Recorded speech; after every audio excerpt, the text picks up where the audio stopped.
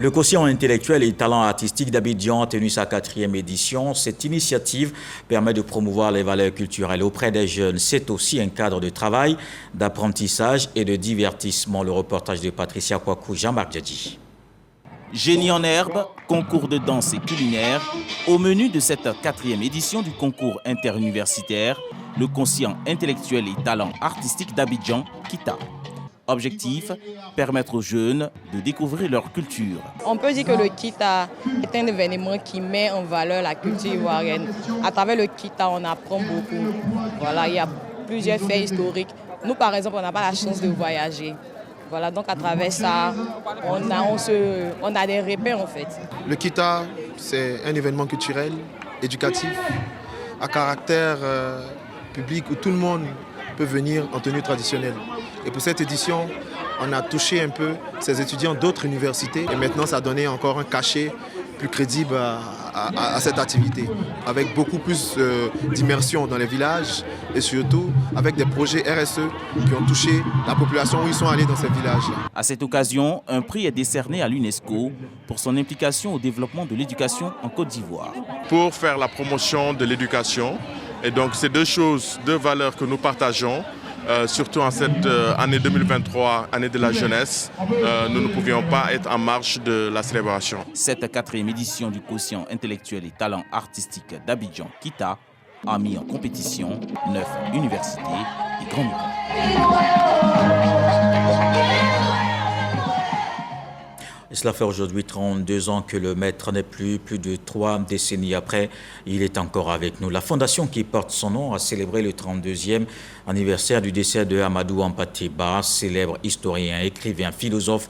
Il était à lui seul toute une bibliothèque. Une rencontre d'hommage marquée par des panels, témoignages et une représentation théâtrale de Kaïdara, l'un de ses ouvrages cultes. Serge Pacom Didi Seforazegui. Une cérémonie hommage à Amadou Hampâté-Bâ. Célèbre historien, écrivain, philosophe, ethnologue africain. Ce à l'occasion de la commémoration du 32e anniversaire de son décès. Revivre avec Amadou Hampâté-Bâ la réconciliation de son peuple à la lumière de nos sagesses africaines traditionnelles est le thème choisi pour cette cérémonie hommage. C'est une invite à tous les Africains d'aller revisiter nos sagesses endogènes et d'y puiser vraiment des réponses qui peuvent résoudre les crises. Il nous disait que les armes matérielles, les chevaux haletants, ne peuvent que détruire la matière et non le principe du mal qui renaît toujours plus vigoureux de ses cendres. Panel, anecdotes, témoignages, prestations artistiques pour rappeler la vision pratique de Amadou Hampâté-Bâ, qui par ses recherches, ses écrits et ses interventions dans l'arène internationale a su incarner la fidélité aux racines de la civilisation négro-africaine. Si tu sais que tu ne sais pas, tu sauras. Si tu ne sais pas que tu ne sais pas, tu ne sauras pas. C'est une de ces citations. Hampâté-Bâ, c'est tout. C'est un philosophe, c'est un traditionnaliste, c'est un maître d'initiation. Sa pensée est toujours d'actualité, sa façon de voir la femme, sa conception de la femme est quelque chose que nous souhaiterions porter. Amadou Hampâté-Bâ, penseur de tous les temps, l'homme du dialogue des cultures, des religions et des civilisations, a produit des connaissances importantes sur l'Afrique occidentale et sur l'Afrique en général, qui demeurent dans la mémoire collective, même 32 ans après son décès. 32 ans après le décès d'Amadou Hampâté-Bâ, un reportage de Serge Pacom Didi Abou Sanogo, et nous retrouvons l'invité de la page culture, Lelourou Soro, auteur du recueil de poèmes Un rayon de soleil incompris. Il a 21 ans, il est étudiant en licence 3 à l'université Peleforo Gouankoulibaly et il est surtout auteur de 3 ouvrages. Et malgré cela, vous définissez toujours comme un auteur qui a une plume qui n'est pas assez mature. Pourquoi ? Oui, bien évidemment, je le dis, c'est une plume encore immature, considérée ou peut-être comparée à d'autres plumes comme Mazo Vogui, les maîtres de l'art, comparée également à José Guebo, Cédric Kissé-Marshall, entre autres, je m'arrête là. Quand on lit les vers de ces penseurs et les miens, je pense qu'il y a une grande différence, il y a une marge de progression à accomplir. De ce fait, on ne peut pas encore considérer ces vers comme des vers matures. Oui, mais ce sont des vers engagés. C'est ce que je retiens quand j'ai lu l'ouvrage. Bien évidemment, ce sont des vers engagés. Parce que quand vous écrivez, chacun a sa voie à suivre, mais on ne suit pas comme ça naïvement certains chemins, et il y a déjà des dévanciers. On essaie de leur emboîter le pas, de sorte à être aussi un modèle demain pour la future génération. Alors, qu'est-ce qui a créé le déclic pour parler de ce rayon de soleil qui est incompris par les Louro Soro? Un rayon de soleil incompris, c'est, comme j'aime à le dire, c'est en quelque sorte un peu l'incompréhension de la vie. Nous vivons aujourd'hui une vie que nous n'aimons pas. La vie que nous ne devrions pas vivre, c'est bien cette vie-là que nous vivons aujourd'hui. Alors je me suis dit, où est passée la morale de la vie d'hier? Où est cette morale tant aimée par l'homme, tant appréciée par Dieu? Si elle ne l'est pas, on ne va pas s'asseoir et croiser les bras comme ça, comme un bon mourant. Il faut se lever, se battre, puisqu'on dit la vie est un combat. Oui, justement, un rayon de soleil incompris vu par Serge Pakomdidi et Patricia Omouetia, et on se retrouve. L'œuvre Un rayon de soleil incompris évoque des difficultés de la vie actuelle.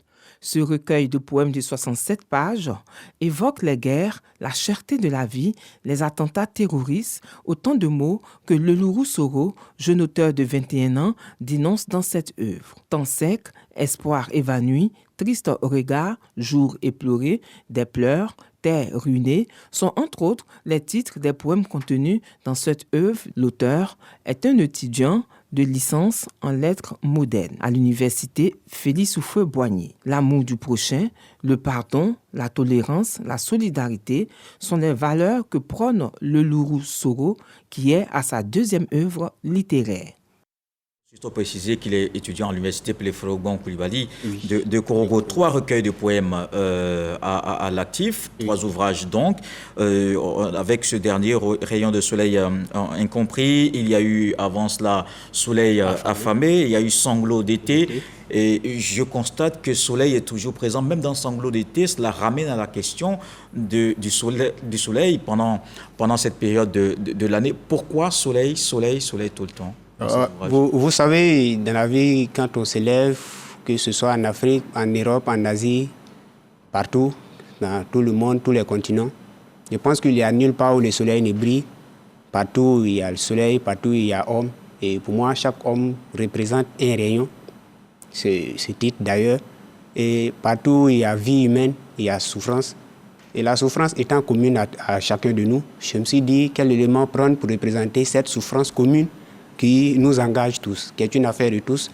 Et ce n'est que ce substantif-là que j'ai trouvé pour mieux représenter l'homme et sa souffrance. Et justement, la souffrance, il en a vraiment été question. Oui. La souffrance, le malheur, les difficultés, un champ lexical qui exprime désespoir finalement dans Rayon de soleil incompris. Pourquoi l'auteur est aussi pessimiste dans l'ouvrage? Oui, je suis très pessimiste dans l'ouvrage parce que la vie est devenue mystérieuse. Elle est très douloureuse d'ailleurs.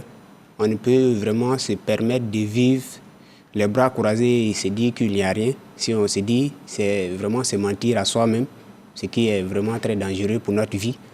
On est bien conscient qu'aujourd'hui, la vie va mal. Il y a certaines réalités. Quand on parle de cherté de la vie, quand on parle également des attentats terroristes qui, à une époque, étaient en vogue, on ne peut rester en marge de tout ça. Et comme le poète, et c'est lui qui est le porte-parole de la société. Je me suis donc porté garant d'instruire cette société à travers mes vers, de leur rendre compte de leur réalité afin qu'ils en prennent conscience. Alors, mais dans ce pessimisme, on sent quand même une certaine lueur d'espoir. Vous retrouvez une sorte de réconfort auprès d'un être supérieur, une divinité que vous appelez au secours. Quand je lis par exemple des poèmes dans cette ouvrage comme Miséricorde de Dieu ou encore Il me faut, on se rend bien compte qu'évidemment, quelque part, se trouve cet espoir. Oui, c'est la vie est dualité, et c'est cette dualité que j'essaie d'exprimer dans les vers.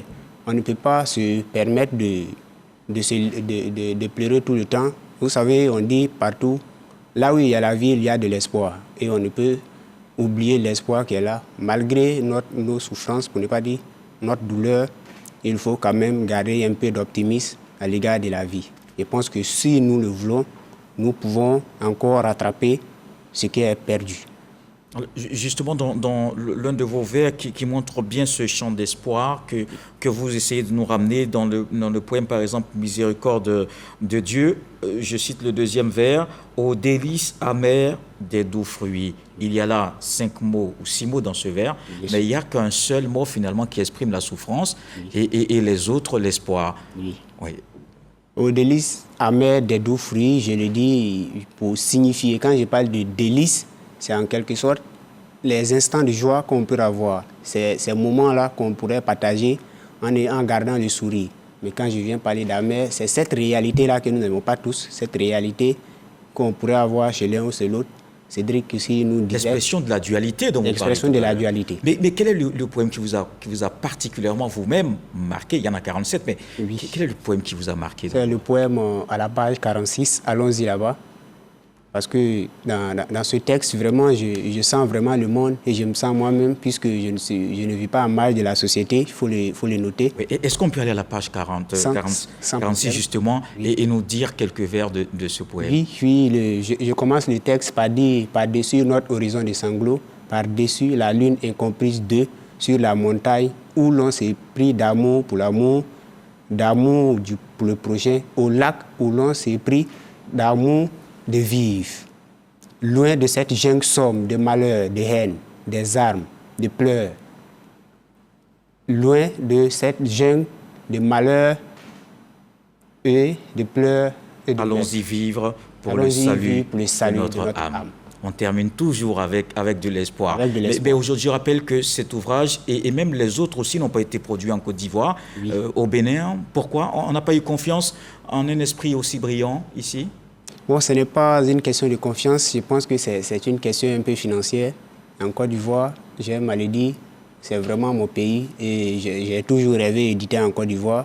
C'est d'ailleurs l'un de mes rêves pour cette année, pouvoir éditer ici. Mais la question, ça, c'est très simple. Cela est dû à un peu au coût un peu élevé de l'édition en Côte d'Ivoire.